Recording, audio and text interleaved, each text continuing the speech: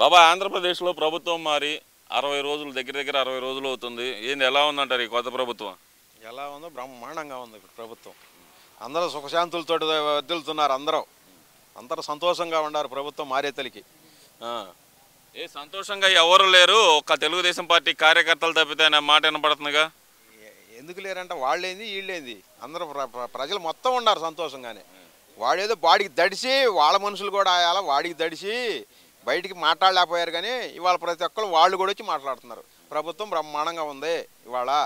ఇక ఇక అభివృద్ధిలోకి బాగా ముందుకు పోతామనే ఆలోచన అనేది అందరికీ ఉంది. ఇప్పుడు దాని గురించి భయపడాల్సిన అవసరం కూడా లేదు. డెవలప్ అనేది ఫుల్గా జరిగింది. అసలు డెవలప్మెంట్ మీద దృష్టి పెట్టకుండా జనాలను చంపటం మీద మాత్రమే చంద్రబాబు నాయుడు దృష్టి పెట్టాడు అనే మాట మరి జగన్మోహన్ రెడ్డి పదే చెప్తున్నాడు కదా. అసలు చంద్రబాబు అలా చేస్తాడని అంటే మేమే ప్రోత్సాహిస్తున్నాం, కొద్దిగా చేస్తే బాగుండి అనుకుంటున్నాం. కానీ ఆయన ఒప్పుకోవట్లే. ఇప్పుడు మాకు జరిగిన సంఘటనలను బట్టి వాళ్ళు నిజంగా అయితే ఊళ్ళో కూడా తిరగనీయకూడదు. అంటే మా విషయం కాదు, ఇప్పుడు ఎక్కడ గ్రామంలో ఎటువైనా వెళ్ళినా ఇప్పుడు మన బంధువుల కాడికి వెళ్తున్నాం కదా, అక్కడ వాళ్ళు మాట్లాడే మాటలు మమ్మల్ని ఇంత అరాజకం చేశాడు. ఇవాళ ఈ చంద్రబాబు వచ్చిన కాడ నుంచి వాళ్ళని చేద్దామంటే ఈయన ఒప్పుకోవట్లేదు. వాళ్ళు చేసిన దానికి మనం ఇప్పుడు రెట్టింపు చేస్తేనే కానీ మా కక్ష తీరదు. అయితే ఈ చంద్రబాబు వలన ఇట్టాటి కావు, ఈ కక్ష చేసేదానికి ఆయన ఒప్పుకోకపోతే మట్టికి మనం కార్యకర్తలను దెబ్బతింటాం ఇట్టా అనేది మనసులో అనేది అందరికీ ఉంటుంది. అయినా చంద్రబాబు నాయుడు గారు మరి మొన్న కూడా చెబుతున్నారు, ఒక పక్కన చంద్రబాబు నాయుడు గారు చెబుతున్నారు, ఇంకో పక్కన పవన్ కళ్యాణ్ చెబుతున్నారు. అసలు కక్షలు కార్పణ్యాలు వదిలేయండి, రాష్ట్రం అభివృద్ధి మీద దృష్టి పెడదాం అనే మాట వాళ్ళిద్దరు ఎందుకు చెబుతున్నారు? ఇవన్నీ వదిలేయండి, అందరం సమానత్వమే అనే మాట ఎందుకు చెబుతున్నారు అనుకోవాలంటారు? మరి అట్లా చెబితేనే ప్రభుత్వం అనేది డెవలప్కి వచ్చేది. ఇప్పుడు పరిశ్రమలు రావాలంటే అట్లా చెప్పకుండా కక్షలతో ఉందనుకో ఎవరు వస్తారు? రారు కదా. మన రాష్ట్రంలో పరిశ్రమలు వస్తేనే కదా మన పిల్లలకు ఉద్యోగాలు వచ్చేది. ఉద్యోగాలు లేకుండా ఇతర దేశాలకు వెళ్ళి ఇతర దేశాల్లో కష్టపడతా ఆడ పనులు లేక చేసి ఎక్కువ పని చేస్తా చాలా బాధపడతా ఉన్నారు. పోయిన వాళ్ళకి పోవటానికేను జాబులు లేక ప్రతి ఒక్కళ్ళు పక్క రాష్ట్రాలకు పోవటం. మన రాష్ట్రం అనేది మనకు గుర్తింపు లేదు. మెయిన్ ఈ గుర్తింపు రావాలంటే ఒక చంద్రబాబు వల్లనే అయ్యిద్ది సాధ్యం అనేదానికి ఇట్ట కక్షలకు పోతే ఆ డెవలప్ అనేది ఆగిపోయిద్ది అనేది వాళ్ళు తెలియజేస్తున్నారు. అంటే ఈ కక్షలు కార్పణ్యాలు పెంచి పోషిస్తుంది చంద్రబాబు నాయుడు అనేది ఒక మాట అయితే బయట. మరి జగన్మోహన్ రెడ్డి నిన్న కూడా అదే అంటున్నాడు. అసలు ముఖ్యంగా చంద్రబాబు నాయుడు మీద, లోకేష్ మీద కేసు పెట్టాలి, హత్యానేరం కేసు పెట్టాలనే మాట అయితే చెబుతున్నాడు కదా. వాడి మైండ్ అది, వాడి మైండే కక్షలతోటి పోవాలనే మైండే వాడిది. అంతేగాని వాడి మనసులో ఏంటంటే అదే కలిగిద్ది. మంచిదే పనులు చేద్దామనే దానికి వాడి మనసులో రాదు. చేసేవాడిని కూడా చేయనీడు. ఏదైనా మాకు తెలిసి అయితే అనకూడదు. కానీ దాని లెక్కలో ఈ రాష్ట్రంలో ఇతననేవాడు ఉండకుండా పోతే వచ్చే పరిశ్రమలు కూడా వస్తాయి. వీడి వల్ల మొత్తం నష్టం అనేది జరిగేది బట్టి ఖాయం. వీడు ఉండకూడదు. ఇప్పుడైనా వీడు ఉంటే ఇబ్బందే. ఇప్పుడు అంత ఇబ్బందికరంగా ఏం చేస్తాడు అనుకోవాలంటారు? వాడు ఉన్నాడంటే రేపు ఎవరినే బెదిరింపులు ఏం చేస్తాడో దానికోసం అయితే వీడిని తీసేయాలి అనే భావం అందరిలో ఉంది. అయితే అది ఎట్లా జరిగిద్దో కానీ మన రాష్ట్రం ఇప్పటికి మంచిగానే మంచిగా ఉండబట్టి దేవుడి దయ వలన అందరం సుముఖితంగానే ఉండాము. ఇప్పుడు ఎలక్షన్లో అనేది రిజల్ట్స్ అనేది మంచిగా వచ్చినాయి. ఇప్పుడు అట్టనే ఈడు కూడా లేకుండా పోతే ఇంకా బాగుంటుంది. సరే కానీ గట్టురాళ్ల మీద బొమ్మల కోసం 700 కోట్లు ఖర్చు పెట్టాడంట. అసలు గతంలో ఎప్పుడైనా చూసారా ఇలా బొమ్మలు వేసుకోవటం కానీ పేర్లు వేసుకోవటం కానీ? మీరు ఆ 700 కోట్లు ఉంటే ఇవాళ రోడ్లు బాగుపడాయి కదా. రోడ్లకి ఆ 700 కోట్లు ఉంటే రోడ్లు ఎంత బాగుండేవి? ఆ రాళ్ల వల్ల ఏమైనా ఉపయోగం ఉందా? ఆయన వేసినా కూడా వాడి బొమ్మలు ఏంటి? వాడి దాని తాత ముత్తాతయ్య మా పొలం ఇచ్చిందాడు. అసలు వాడిచ్చేది ఏంది? ఎవరు చేయని సర్వే నేను ఒక్కడే చేశాను అంటున్నాడు. ఏంది వాడు బొందా? నాకు 12 సెంట్లు తగ్గింది. ఏందా అంటే అంతే. ఇప్పుడు నాకు లింక్ డాక్యుమెంట్లు అన్నీ ఉన్నాయి. నీ లింక్ డాక్యుమెంట్లు పక్కన వేసుకో. మా లెక్క మాదే, మేము ఇచ్చేది అంతే. ఏమైందో మీరు ఎట్లా రాసుకున్నారు? మాకు వచ్చింది అంతే, మేము ఇచ్చేది అంతే అని అసలు దౌర్జన్యంగా మాట్లాడుతున్నారు ముందు.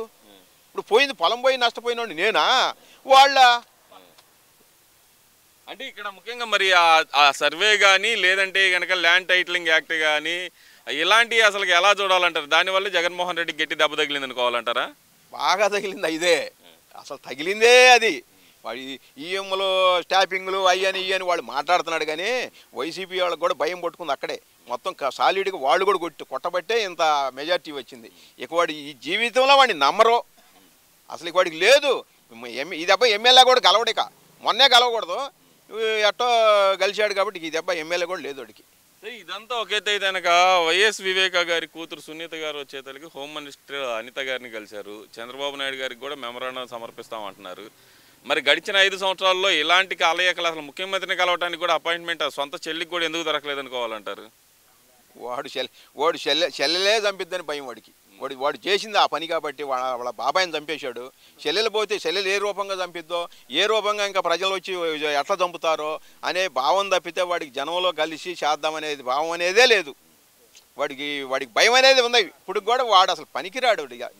వాడు దీనికి రాజకీయంగా కూడా పనికిరాడు.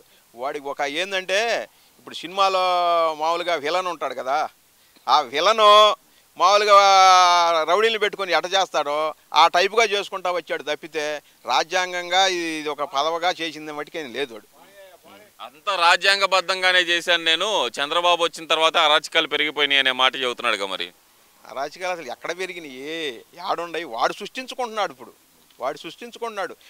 వాడి మనుషుల్ని పెట్టి ఆ అత్యాచారాలు వాళ్ళల్లో వాళ్ళే పొడుచుకొని అట్లా వాళ్ళు పోషించి ఈ చంద్రబాబు చంపించాడు అనేదని దీంట్లో లేపుతున్నాడు. రివల్యూషన్ లేపుతున్నారు కానీ జనంలో లేదు, అది జనంలో తేలిపోయింది అంతా. అంటే రాష్ట్రంలో రాష్ట్రపతి పాలన పెట్టాలంటున్నాడుగా. మరి రాష్ట్ర పరిపాలన వాడు ఇంతమందిని చంపితే ఏ పాలన పెట్టారు?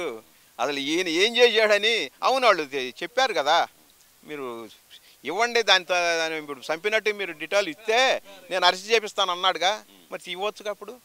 అంటే అవన్నీ ఇచ్చినా సరే వాళ్ళకి ఉపయోగం లేదు, వాళ్ళకి పార్టీ కార్యకర్తలు కాబట్టి కాపాడుకుంటాడు అనే మాట చెబుతున్నాడుగా. మరి ఆ పని ఆయన చేశాడు కదా, లోగడ చేశాడు బట్టి ఈయన కూడా చేస్తున్నాడని ఆయన అనుకుంటున్నారు. వాడు చేసిందే అది కదా ఇంతకుముందు. అసలు మేము ఉన్నప్పుడు శాంతి భద్రతలన్నీ అసలు ప్రశాంతంగా ఉన్నాయని చెప్పి మాజీ హోమ్ మినిస్టర్ తానేటి వనిత గారు నిన్న కూడా చెబుతున్నారుగా. మరి అసలు ఆ హోంమంత్రి ఎవరో ఎవరికి కూడా తెలియదు, అసలు బయటకు వచ్చి మాట్లాడింది లేదు. ఇవాళ హోంమంత్రి ఉందంటే మాట్లాడుతుంది.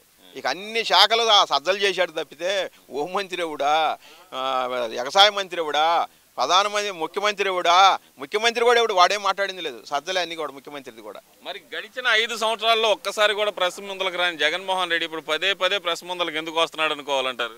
ఏం వస్తున్నాడు ప్రెస్ ముందుకు కూడా, వాళ్ళ సాక్షితమేందో దాని ముందో వస్తున్నాడు తప్పితే జనంలోకి ఏడొస్తున్నాడు. ఎవడొచ్చి ఏం చంపుతాడు? వాడు చేసిన కక్షలు అనేది జనంలో ఉన్నాయి. ఎప్పుడు ఎవడు చంపుతాడు అనే భయంతో నాకు ఇంకా ప్రొడక్షన్ కావాలి అనే మాట్లాడుకునే విధానం వాడిది అదే. వాడికైతే వాడు చేసిన దానికి వాడు భయంతో చచ్చిపోతున్నాడు. ఎప్పుడైనా వాడు భయంతోనే చచ్చిపోతాడు. ఎందువల్ల అంటారు? అసలు అంత భయపడాల్సిన అవసరం ఏముంది? ప్రజలను కలవటానికి కూడా భయపడే పొజిషన్కి జగన్మోహన్ రెడ్డి ఎందుకు వచ్చాడు? వాడు చేసిన అరాజకాలు అయ్యే కదా, ప్రజల్లో అంతా తిరుగుబాటు వచ్చింది కదా. తిరుగుబాటు వచ్చి ఎక్కడ ఎవడేం చేస్తాడో ఇంకా భయం అనేది ఇంకెక్కువ పట్టుకుంది వాడికి. ఇవాళ అప్పుడంటే ప్రభుత్వం ఉంది కాబట్టి పోలీసు వాళ్ళని చుట్టూ 50 మందిని పెట్టుకొని చేసుకున్నాడు. ఇలా ముఖ్యమంత్రి లేవనప్పుడు 50 మంది ఉండరు కదా, ఉండనప్పుడు ఎవడు ఏం చేస్తాడని భయంతో వాడు ఏ కాడికి తాడేపల్లి వదిలి ఎప్పుడు వెళ్ళిపోయాడు. ఇక్కడ తమిళనాడు కాదు కదా, బెంగళూరు వెళ్ళిపోతున్నాడు. వాడికి ఇక్కడ ఉండడు, ఇక్కడ ఉండా కూడా కేసులే. అంటే ఎందుకంటారు ఇంత కేసులు పెట్టాల్సిన అవసరం ఎందుకు? నా మీద కక్ష సాధించడానికి ఎన్ని అబద్ధాలు ప్రచారం చేస్తున్నాడు చంద్రబాబు నాయుడు అంటున్నారుగా. అబద్ధాలు ఏమైనా సాక్షి పేపర్ ఒకటి చెబుతుంటుంది. అబద్ధాలు ఏముంది అంతకంటే?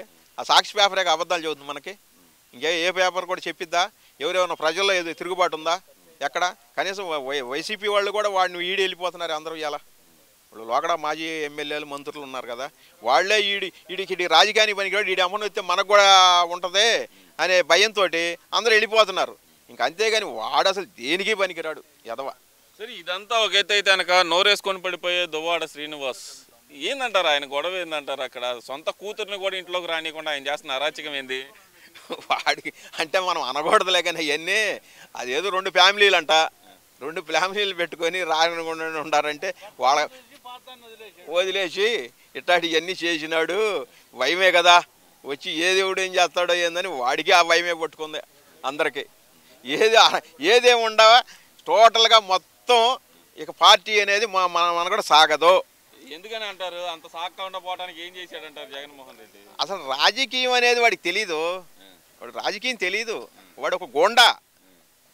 వాడు ఏదైనా చదువుకొని సమక్షంలో అంత 10 మందిలోకి వచ్చి మాట్లాడి మంచిది చెడ్డ ఏందని ఇప్పుడు 10 మందిలో అక్కడ కూర్చుంటే మనకు ఒక వచ్చింది ఒక వ్యవహారంగా మాట్లాడుకుంటాం. వాడికి ఇది లేదు కదా, వాడి కొంపలో కూకొని వాడికి ఏం తెలుస్తున్నాయి స్టార్ట్ అని తెలియవు. వాడు ఎవడేమిటి వచ్చి ఏం చేస్తారని ఆ భయం పట్టుకోవడం తప్పితే వాడికి దేనికి రాడు, ఇక పోయేది జైలుకే వాడు.